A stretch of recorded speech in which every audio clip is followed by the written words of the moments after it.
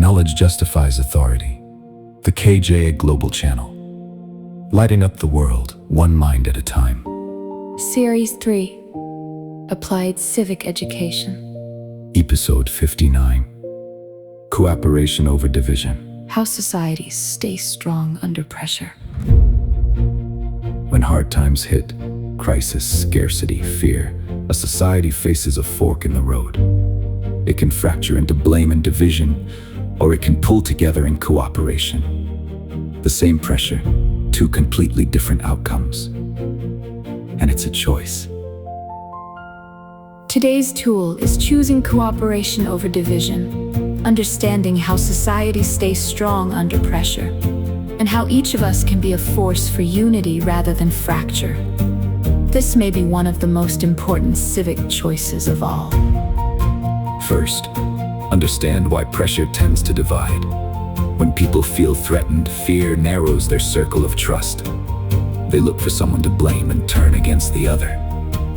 Those who seek power often exploit this, deepening divisions deliberately, because a divided people is easier to control and to direct.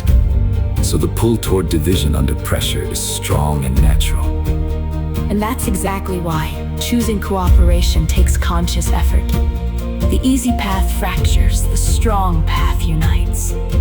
Knowing this lets you resist the easy path when it matters most. Now see why cooperation is the stronger choice. Throughout history, the communities that survive crises best are those that pull together. Sharing burdens, helping the vulnerable, focusing on common goals rather than mutual blame. Cooperation multiplies resources, builds resilience, and turns a frightened crowd into a capable team. Division does the opposite. It wastes energy on internal conflict precisely when unity is most needed. The choice to cooperate isn't just morally better. Under pressure, it's practically stronger. United communities endure what divided ones cannot. You see this in every crisis a community faces. Moments when people either turn on each other or turn toward each other. The neighborhoods, organizations, and societies that come through hardship intact are almost always the ones that chose cooperation. That refuse to be split into hostile camps. And the ones that fracture often suffer far beyond the original crisis.